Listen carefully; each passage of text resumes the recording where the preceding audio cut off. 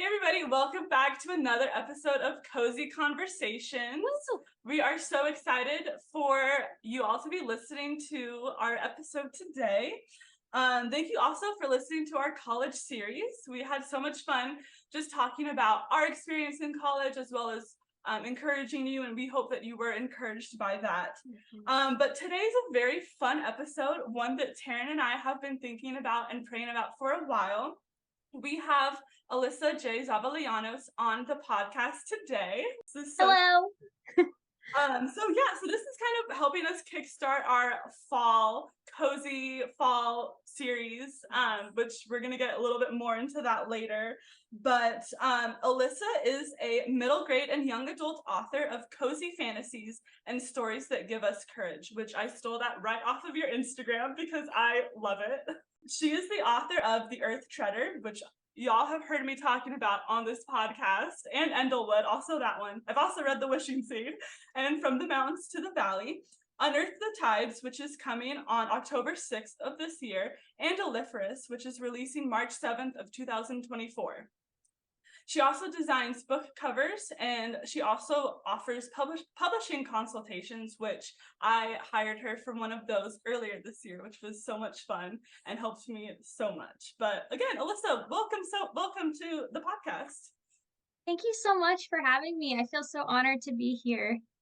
Well, we are just so grateful that you said yes and that sit down and just chat a little bit. But basically, I kind of wanted to just talk about how I even discovered Alissa, because we haven't met in real life, but we've met through the wonderful Instagram or Bookstagram community, which I follow a lot of Christian independent published authors like Alissa, and others like Brian McBride, Victoria Lynn with the Glory Writers, Jordan Nyland, who's a good friend of yours.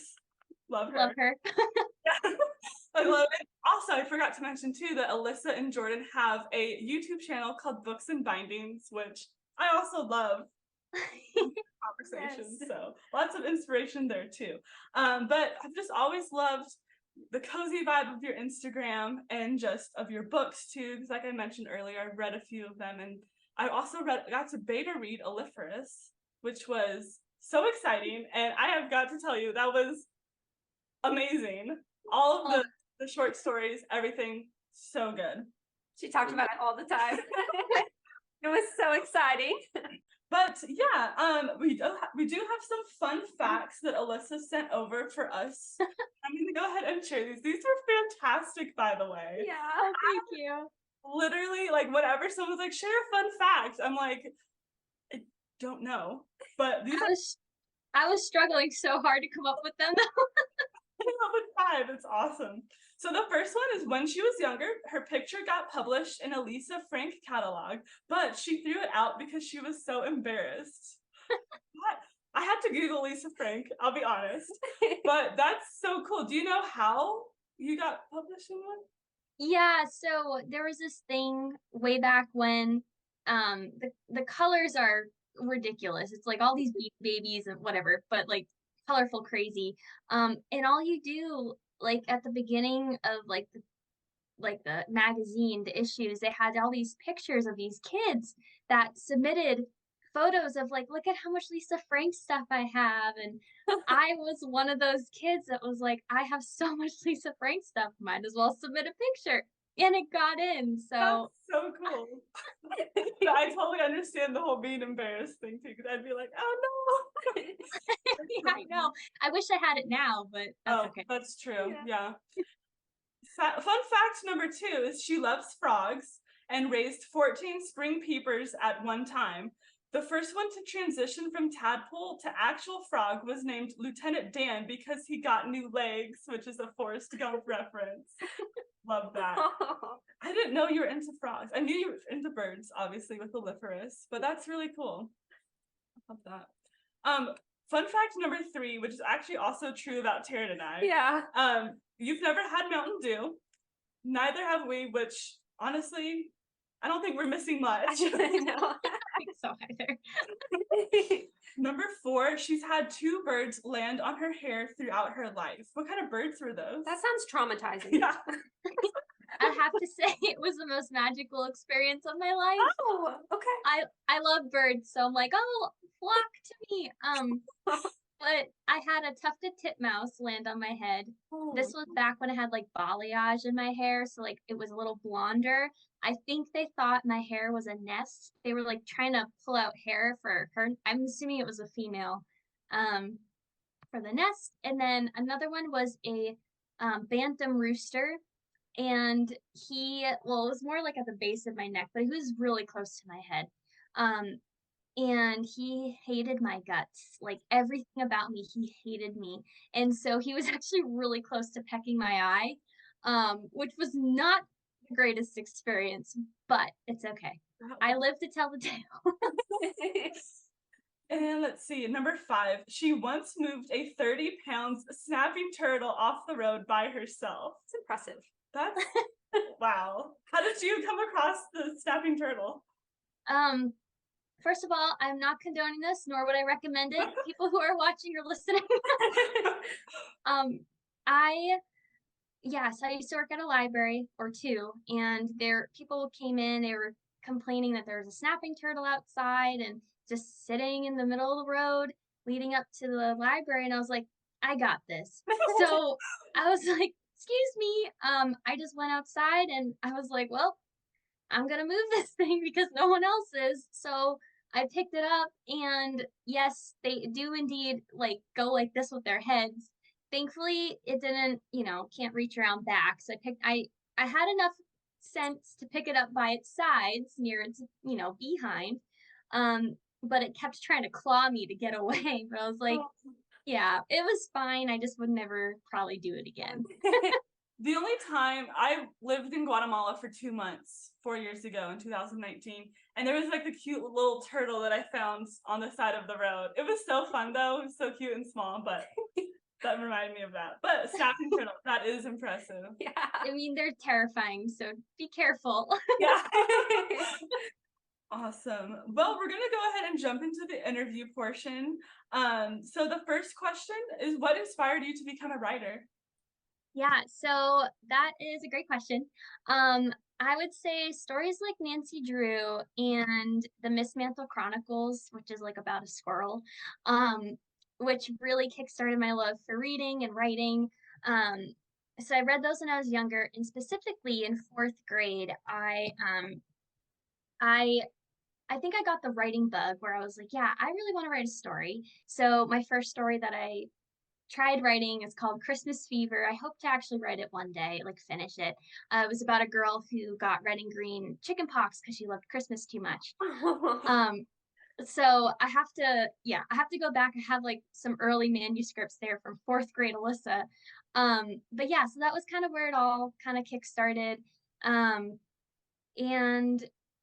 weirdly enough, I went, this is kind of like a side thing, but weirdly enough, when I was probably in my teens, I went to like a Christian book distributor with my mom, and I think Tracy Peterson was there signing books, and she looked at me and she was like, you look like you're gonna be a writer. You look like a writer, and I was like, like I don't really know. It was probably a coincidence, but I really do feel like the Lord used that as like a catalyst for, hey, maybe you actually will be a writer.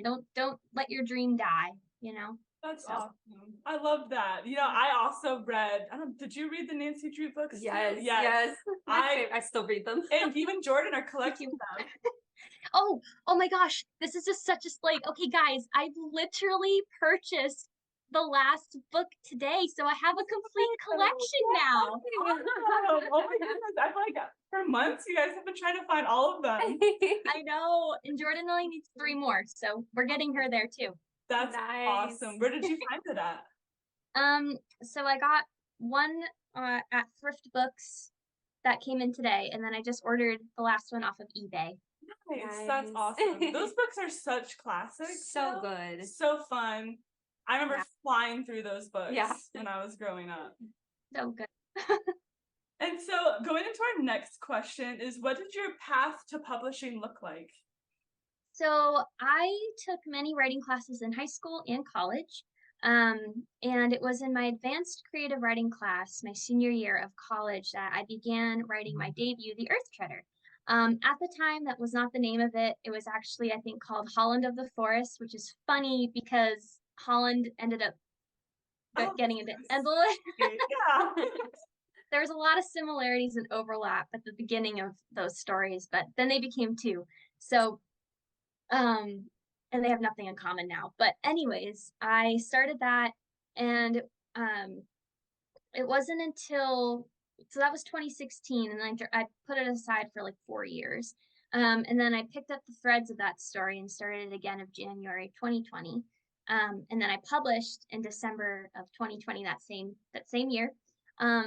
And I haven't looked back since. So that's kind of where it all started. That's awesome. That's so cool. So the next question, I'm going to ask it, and then I'm going to define the words because I know these are like very common in the Bookstagram community, but are you a plotter or a pantser? And so a plotter is someone who actually sits down and like outlines their book, whereas a pantser flies by the seat of their pants and just writes. So which one are you? Yeah, no, I am definitely a pantster through and through. I have subtle plantster tendencies, which is like a combination of both, but definitely more pantster. Okay. Yeah, I feel like if I were to plot too much, it would kind of stifle my creativity. Plus, it takes so much energy just to think of what's going to happen in that moment, and it's so stressful for me that I just don't enjoy it. So I do appreciate the creative freedom that pantsing allows. However, if I don't have a clear direction of where the story is headed, it makes drafting really difficult. So it's a gift and a curse. That's cool. I find myself with my writing a little bit of both, but I've gotten to the point where I have to like have an outline. But then my characters start doing something else, and I'm like, okay, we'll just run with it. Yes, that's so interesting to me. I'd never heard of that before. Very interesting. So, I would like to know, Alissa, where do you find inspiration for your stories? Kind of a little bit of everywhere, I guess. Nature, truths from the gospel, deep themes woven into the everyday, little things, writers such as Tolkien, Lewis, and Lloyd Alexander. Could be with a conversation I had with a friend. A lot of times, I dream up stories, so I'll wake up with a new idea. That's happened plenty times. Um, yeah, so it's kind of a little bit of everything. Very cool. I've heard about writers, having dreams and then like using that. One of my friends who's also a writer, Bethany, she that happened to her too. But I've always wished I could have a dream that like inspires a story, but I feel like my dreams are so random. It's kind of all over the place. But moving into like the next question, since this is the Cozy Conversations podcast and you write cozy fantasy, tell us more about like what that's about and what the definition of that is. Yeah, so I feel like many people might have different definitions of what cozy fantasy is. But to me, cozy fantasy is when stories, though they have peril and heartache, um, danger and all the emotions, they still feel like you're wrapped in like a warm hug. Like, yeah, you're wrapped in a warm hug while you're going on an adventure. And so some stories that I think fit this really well are Lord of the Rings and Narnia and the Chronicles of Prydain, Ella Enchanted, Howl's Moving Castle. It's just all these like warm and cozy, deep. They don't go too deep into the darkness. They show it, of course, but it's not glorified. Um, and they just, I don't know, they make you long for home. Yeah. In this beautiful way that home is this good thing. It's not, it's good to go back home. Yeah. And so when I think of cozy fantasy, it just makes me think of sitting at a hearth where a warm fire is. You can just cozy up with the book, and it feels like you're there. Yeah. And so to me, they also embody the feeling of lightheartedness and depth, balancing the two while not delving too far into one or the other, if that makes sense. And the main messages I feel like are always hope and courage. Yeah. That's awesome. Yeah, that's kind of what we want to like embody too in our podcast, Cozy Conversations. Because like I said earlier, you know, Taryn and I were roommates for most of college. And we kind of wanted, you know, Cozy Conversations to be like wrapped in a warm hug. I was explaining it to a coworker one time and he was like, so like you're sitting in a blanket drinking coffee? I'm like, that's exactly what we want it to feel like. But that's awesome. I love that.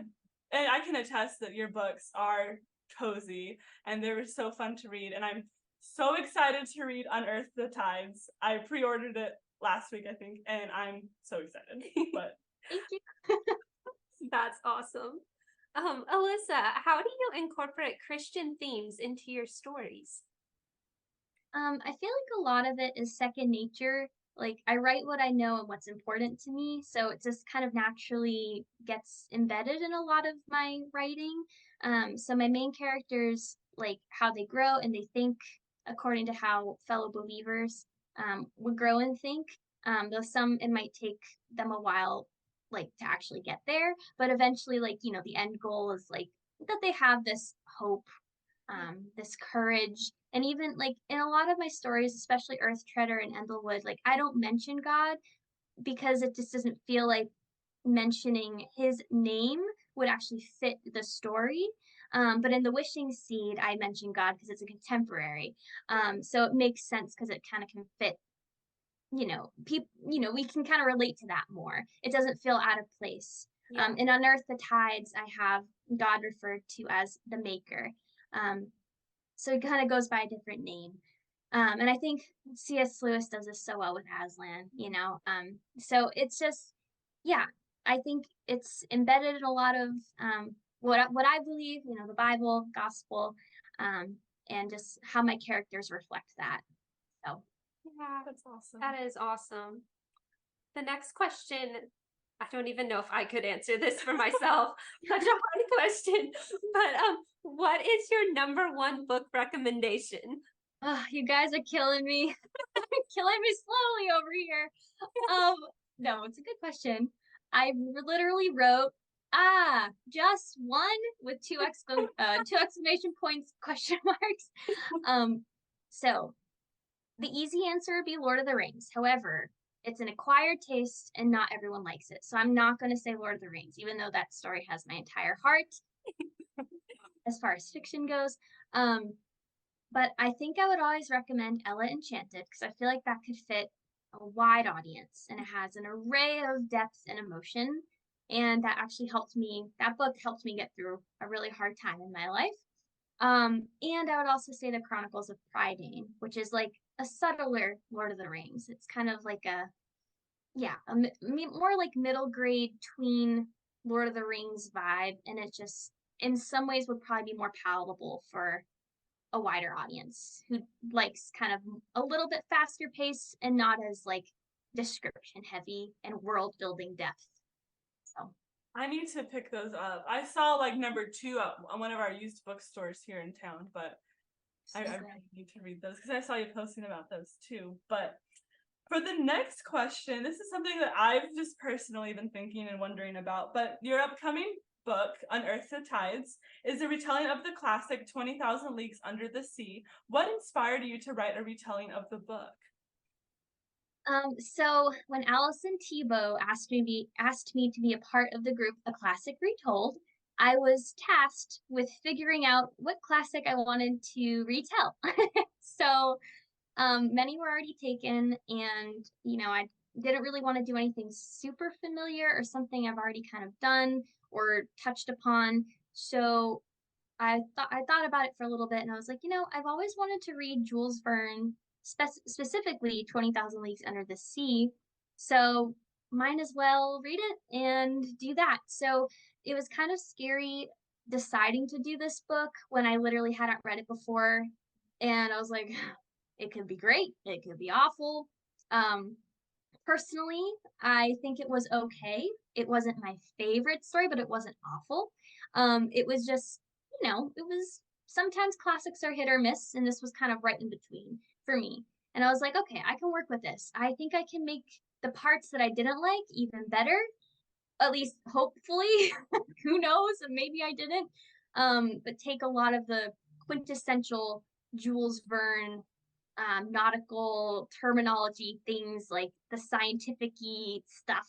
That I was like, oh, I really want to incorporate, this kind of language in the book. To some extent. So yeah, it was fun. So that's kind of where the seed was planted. That's awesome. Yeah, I was wondering how that worked out with a classic retold. I'm so excited. It's basically like different authors are, like Alissa did, taking classics and like retelling them. Okay. So there's like Les Mis. I don't remember all of them, but there's a bunch of them, and it's really awesome. Cool. And then I had a question about this because I saw you post about it on one of your introduction posts where you mentioned ocean kayaking. Tell us more about that. Yeah, so 2 summers ago, my husband and I vacationed with the rest of my family in Rockport, Massachusetts, for just a week in the summer.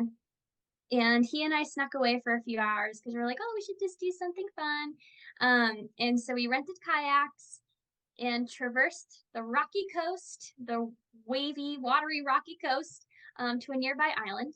And that's where we met the caretakers there for that week, climbed a lighthouse, and proceeded to rescue a woman in duress. Wow. Whoa.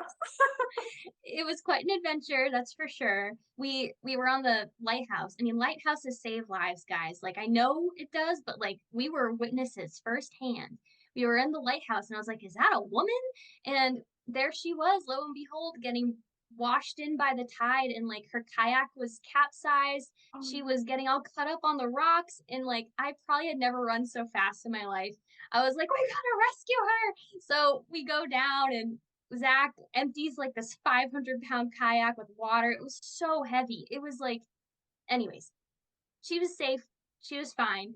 But unfortunately, she did lose some things, which wasn't as great. But her life was saved, which was the most important part. Wow. So yeah, it was a fun time. Ocean kayaking is definitely a good adventure.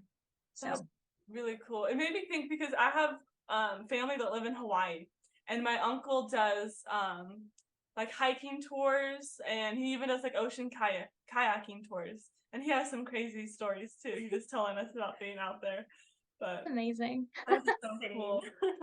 And what is one non-bookish fun fact about you that wasn't already mentioned previously? Okay, so the only thing I could think of, because I'm like, my life revolves around books. I was like, what is there to tell? So I went with frogs again. Surprise, surprise. When I was younger, I used to go frog hunting in local swamps, whether it was in my backyard or my neighbor's backyard. I didn't care that the water was up to my knees and that I wore my my shoes and socks. Literally, it was just all saturated in the muck. And so I was up to my knees in the swamp, and the air smelled like boiled lettuce. It was just like a weird, just mucky place. But I caught so many frogs, and I would let them go. But that was a part of my childhood that I loved. I loved just going frog hunting and kind of getting dirty as a little kid. So that was, yeah, something I probably might still do today, but not as deep into the swamp. That's so cool. The only experience I really had with frogs was, I think, when I was in Hawaii visiting my aunt and uncle, and we were staying at a farm there, and there were frogs everywhere. And in Guatemala too, when I lived there. But that's really cool. The next portion of like the interview is something that we kind of do every episode. We talk about like, what books we're reading, any TV shows, movies, things like that. So these are questions that we're all going to answer. We just thought it'd be fun to like include you on this. But what books are you currently reading? So I am currently reading through Genesis in my Bible. And I am currently reading Heart of the Sea by Mariah Chavis. I don't quite know how to pronounce her name. But that's also great. And that's releasing August 2nd, I believe. So it's an arc. And And then I just finished reading a book called Always Ella by Jessalyn Stewart Peasley, which is like a I don't know how to. It's not well. It's kind of part of a series, but it's kind of like a separate. I guess it's the third book in a series, but it's all like it's just the same story as the original, but from a different perspective. Okay. So, yeah. That's awesome. That's really cool. Taryn, what are you reading? I am so excited. I've been wanting to read this book for years, but today I just picked up The Screwtape Letters by C.S. Lewis. I hadn't read it yet. I'm so excited. That's exciting. The first chapter or so that I read, first few letters were so good. So very excited about that. And I've also been reading one of the Hardy Boys books. Oh, fun. It's just, they're my favorite books to read in the summer. Nancy Drew and the Hardy Boys. But yeah. That's so cool. I have been going through The Hawthorne Legacy by Jennifer Lynn Barnes. This is the second book in a trilogy, which I think you've read, Alyssa. I've read the first book, but I haven't read the second or third yet. Okay, no spoilers here, but good. The first one was really good. I actually picked up 20,000 Leagues Under the Sea last night, and you're right. There's a lot of like scientific heavy stuff going on that he mentions, but you know, I'm just curious for the story. I remember in high school I had to read like parts of it for my English class, and I loved what I had to read, so I was like, okay, this should be fun. And I kind of wanted to get a better idea of it before I picked up Under the Tides this fall. Yay! It's definitely a fun novel. There's definitely some good like heart pounding moments. You're like, oh, are they gonna make it out alive? It's fun. No. And then I'm also reading The Ballad of Songbirds and Snakes by Suzanne Collins, which is the prequel to The Hunger Games. And I'm doing this as a buddy read with my friend in California, so that's been fun. And then I'm going through First Kings for my Bible reading. But yeah. Right, you're reading so much. No. I know, she has a whole stack over here. How about TV shows or movies? Are you watching anything right now? If you include watching my husband play Zelda, then that's what I'm watching. Just got a Nintendo Switch, so I've been watching him play, what's it called? Breath of the Wild. Okay. Which is one of, and then Tears of the Kingdom is the newest one that just came out. Anyways, we're not a huge video game family, but we like Zelda. And so anyways, I love watching people play video games, which I know is kind of weird for, yeah, I guess it's not normal. Maybe it is. So that's been the majority of our TV time. And movies, I don't know. I haven't watched a movie in a long time, I feel. So I think it's just Zelda. Cool. I've very cool. Coworkers talk about it, Breath of the Wild specifically, but that's awesome. What about you, Sarah? Well, Taryn and I I started rewatching with Taryn this show called The Mentalist, which is like a crime TV show. And Friends, we started. Yeah. I've never seen Friends. So she's introducing me to that. I think that's it. Yeah. In terms of shows. I've been obviously watching The Mentalist with Yeah. Sarah and Friends. And then my brother has introduced me to Blue Bloods, which is a police officer cop show. It's been good. Yeah. Yeah. And then finally, what is the Lord teaching you during this season of life? That's like a loaded question. Yeah. It's like, yeah, and it changes every season, or it just continues to grow. And yeah, or it's just the same thing every season too. Yeah. But yeah, I think specifically just contentment, resting in him, trusting in him, remembering he gives and takes away, and you know, it's all his. And I've been really resting in his sovereignty this year, just remembering that he is faithful in all things, and everything is rightfully his, not mine, no matter, no matter what that looks like, especially as an author where I feel like he's so easy to gauge success on, book sales, numbers, blah, blah, blah. Just remembering that it's all the Lord's to begin with, and kind of remembering where to keep my perspective. And that's an ongoing thing. So I'm definitely not a master of that, but for sure, I think just learning contentment and patience and gratitude, just always gratitude, have a heart of thanksgiving. So yeah. That's awesome. Yeah, those are definitely themes that the Lord has been teaching me too in this season of life. Terry, what about you? Um, so I've been reading through the book of Psalms for a while now, and I just want to share this. He just kind of hit me with this a couple days ago, and it was just so sweet. I've been having some serious health issues the last 2 years, and so a lot of pretty much my entire life has gotten put on hold. And I had a job that was my dream job, and I was so excited for it. And I had to move home with my parents and quit my job and just all of these things. And it's been just a season of really the Lord teaching me how to surrender to Him, everything, my life, just even if it never looks the way that I wish it did, just learning to just completely surrender that to Him.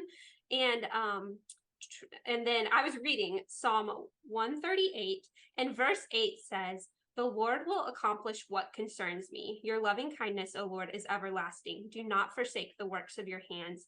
And the first part of that verse just jumped out at me so much. And the Lord was just like, Taryn, you know what? Like, even though things aren't really going the way you thought they would, and you don't feel you don't feel like you're being super effective in ministry, like, I will accomplish my plans for you, and like I will accomplish the works that I have set out for you to do and you to walk in. And even if it doesn't look the way you thought it would, I'm still going to accomplish it. Like, that's a promise from me.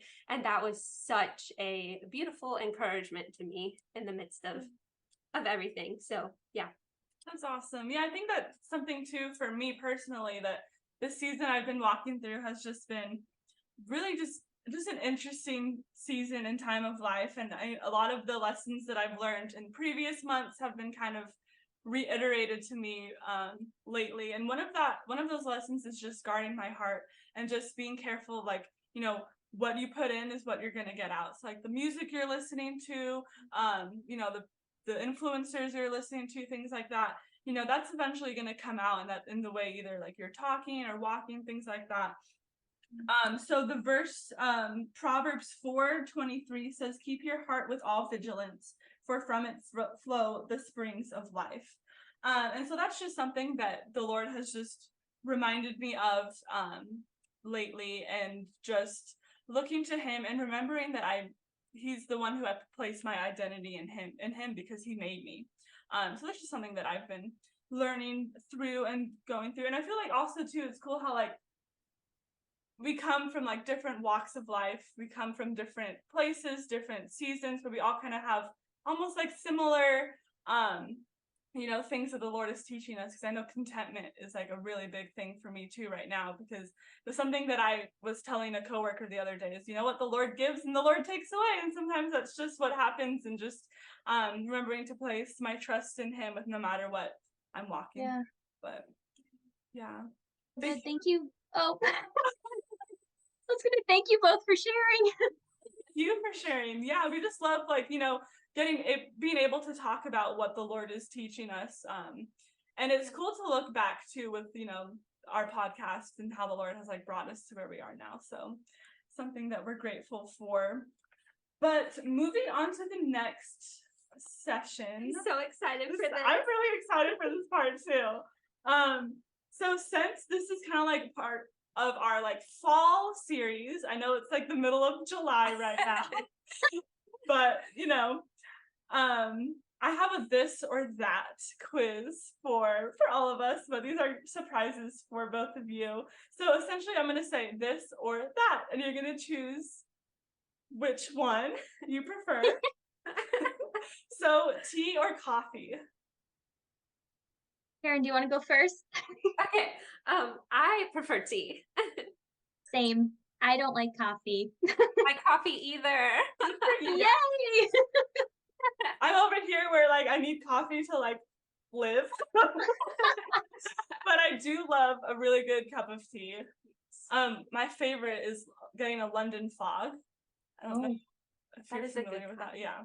And it's I've never had one, but I know Erin Phillips makes a mean London fog. Erin Phillips. She's awesome too. She's another author. Oh, okay.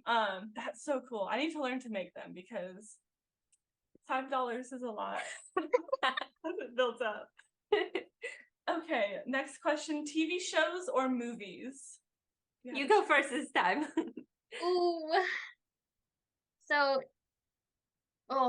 TV shows are quicker, movies are longer. However, TV shows last longer over time. Movies,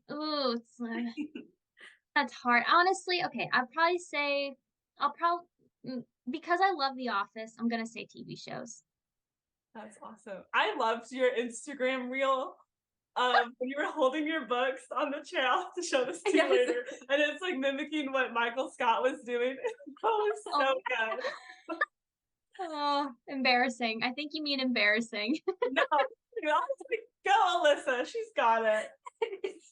Honestly, it depends on what mood I'm in. Yeah. But I think I would probably lean toward TV shows too. Yeah. You can watch more of them. That's true. It makes your night feel longer because it's not just like, oh, one movie, now we have to go to bed. It's like, watch it to go to bed. Keep going. Like, oh no. Never sleep again. I would definitely have to say TV shows too. And I think too, because like you can rewatch movies, but there's something different about rewatching a TV show. I don't know, because it like the storyline is longer. Because it can be longer than like an actual, obviously they last longer than movies do. So yeah. I think I would have to go with TV shows too. The next one, apple cider or hot chocolate? I'm definitely hot chocolate. How can I say no to chocolate? Same, hot chocolate. Yeah, same, hot chocolate. I think we've all been okay, except coffee, but we've all been pretty the same so far. Yeah. Corn maze or apple orchard?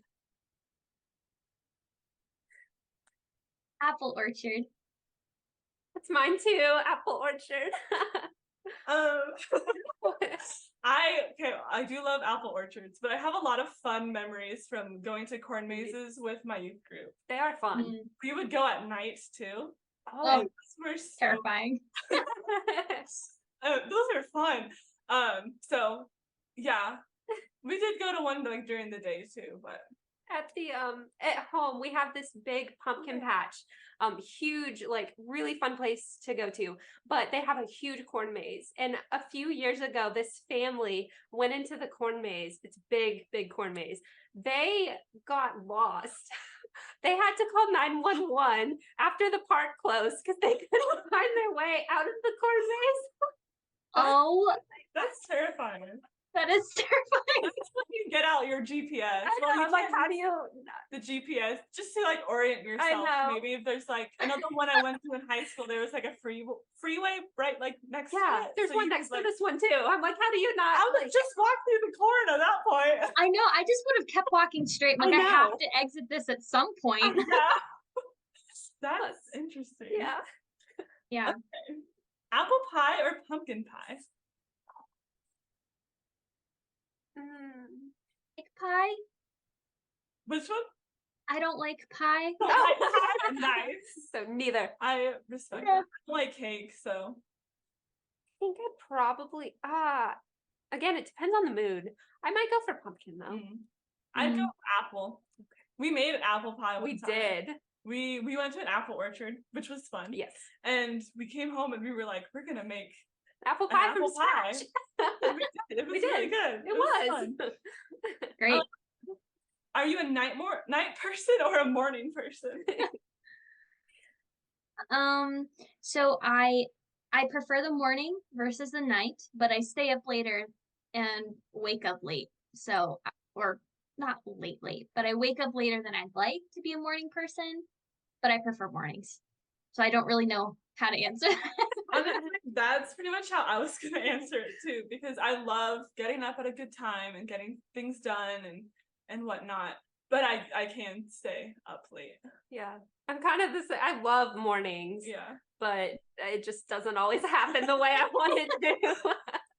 One time, Taryn and I pulled an all-nighter. Oh, We were living on campus, and our college does this thing called Coffee House. So it's like this event where it's like a talent show pretty much. Yeah. For the whole like residential campus. So it's like thousands of people there.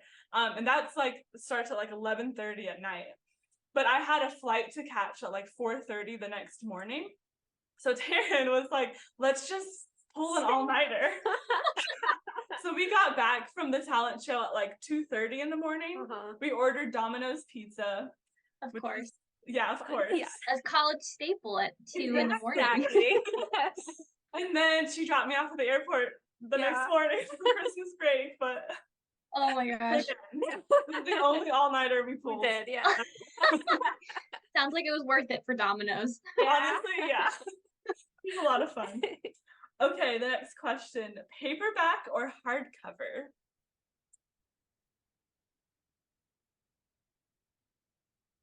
I like paper. I like the look of hardcover, but I prefer reading with paperback, if that makes sense. Yeah. I tend to hurt myself with the hardcover.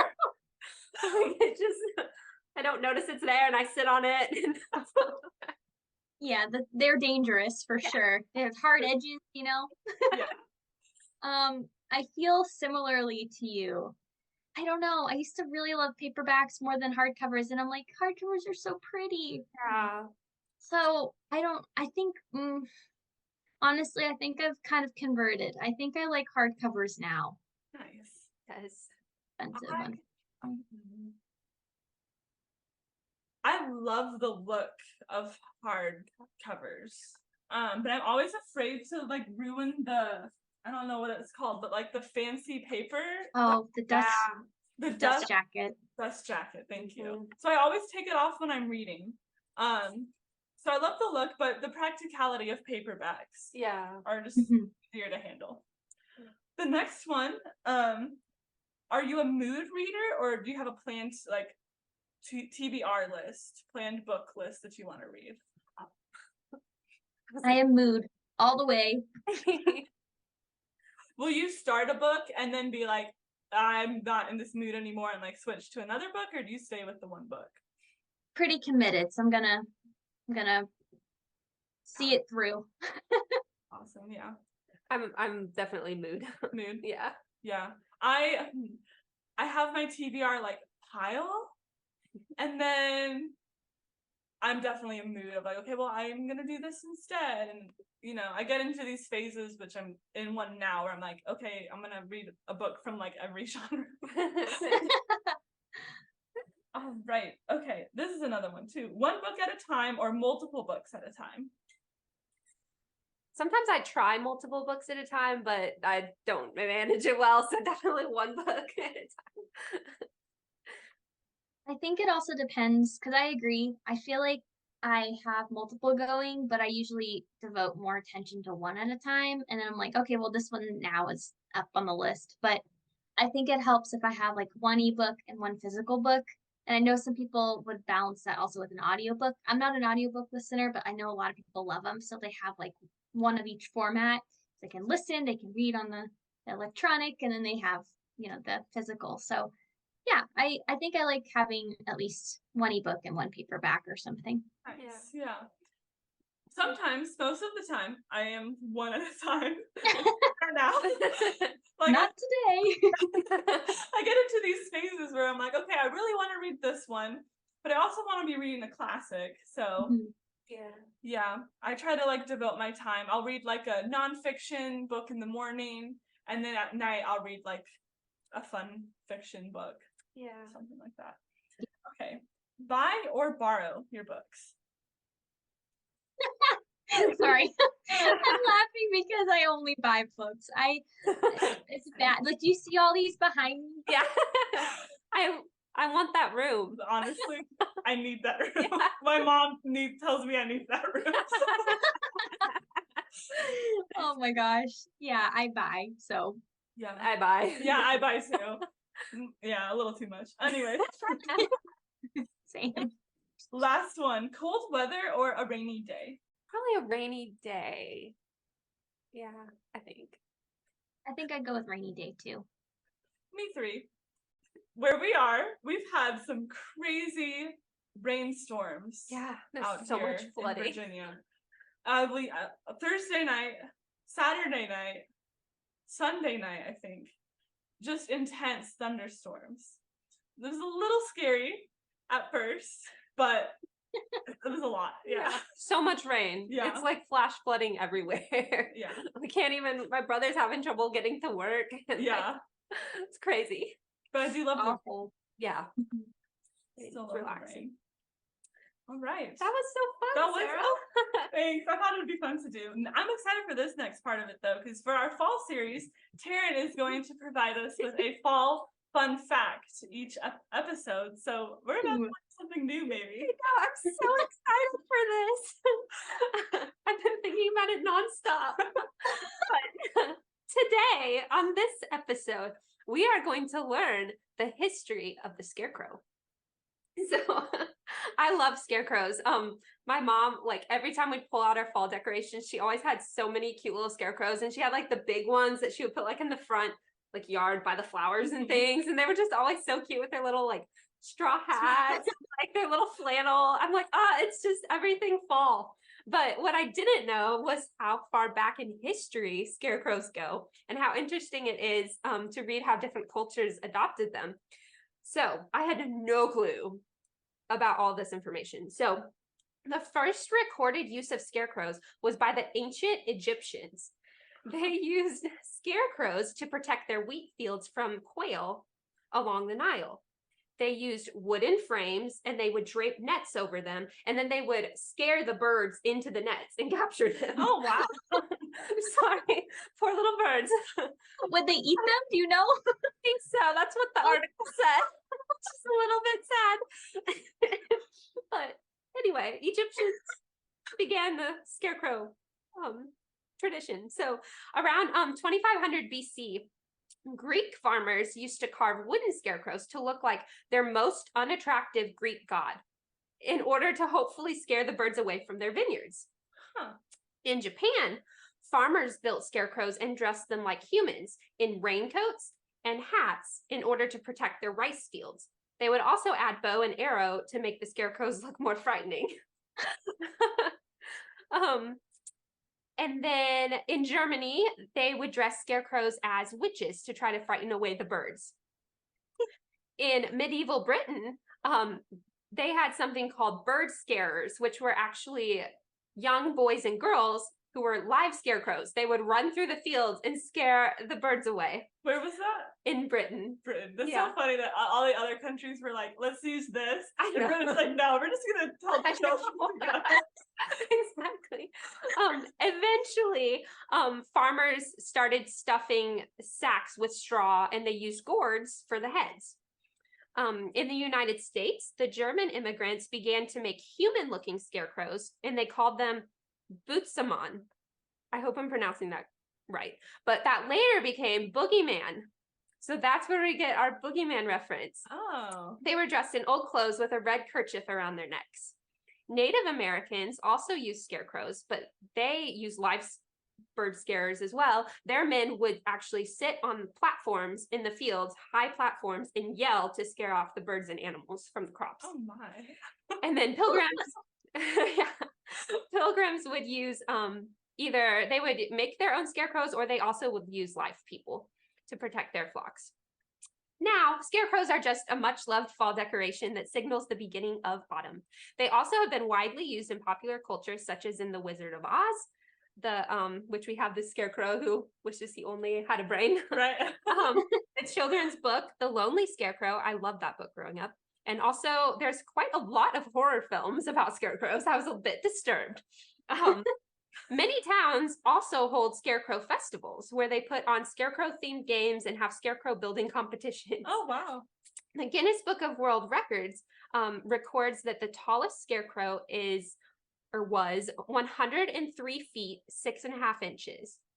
Wow. It was built in Ontario, Canada during the Paris Fall Fair of 1989. Interesting. So that is our little fall fun fact segment for the day. Thank you, Sarah. Yes. And also everyone listening, stay tuned, because every week I'm going to be releasing a quiz on our social that you can take and see how well you listen to the fall fun facts segment. So that concludes the That's fall. awesome. That was fascinating. Honestly, just kind of like how it like changed and kind of grew into what we know a scarecrow is. That's really cool. I know. And it's like now it's just like this fun thing, but like back then it was like it had a, you know, purpose. And then some countries actually use people. Yeah. Well, moving on, we end every podcast with what we call our cozy Q, which is just a fun little cozy question we answer. So Alissa, the question today is, what is a cozy fall evening for you? What does that look like? I think like warm fuzzy socks and like a nice like cool breeze drifting in through the window, the blanket, my cat, and some hot chocolate and a book on my couch. It does. That sounds so nice. Yeah. What about you, Sarah? Oh, I would have to say, I don't want to completely copy. Copy, it's fine. What I would say, but I really love like my friend group here. We used to do bonfire nights during the like late summer, early fall, where we would just gather around, make s'mores, and just talk and like pray and stuff. And that's honestly really fun. And then just coming home and curling up in bed with a good book. Yeah. Mine, I love putting up fall decorations. I love decorating for any season. She can attest to that. But I love, you know, having like all the cute little fall decorations and lots of twinkle lights and turning them all on so that it's just like glowing at night. And then, you know, I get a book or a fall movie and get my little cup of like, a lot of times I will drink apple cider in the fall just because it goes with the theme, and like just cozy up under a blanket. Like, oh, it's so good. That sounds wonderful. I can't wait. We're almost there. Yeah, we're getting there. Yeah. Speaking of which, everyone, stay tuned for the rest of our fall series. Sarah and I are really excited for it. We have a lot of exciting and fun things planned and cozy little things we're going to be doing. So we're super pumped. So everybody stay tuned. Yes. And thank you again so much, Alissa, just for taking some time out of your evening just to speak with us and chat with us and laugh. We had such a great time. Yes, it was so good. Thank you again so much for having me. This was such a treat. It's great getting to know you, Taryn, and getting to know you more, Sarah. This has been a gift for me. So thank you for inviting me. For sure. Everyone be sure, we'll tag everything in the show notes, but you can find her on Instagram at author Alissa J Zavalianos. And her YouTube show, Books and Bindings with Jordan Nyland, is also, we'll put that down there too, and a link to her website. But thank you again so much. Thanks for listening to Cozy Conversations podcast. We hope you have a great rest of your day. Stay cozy.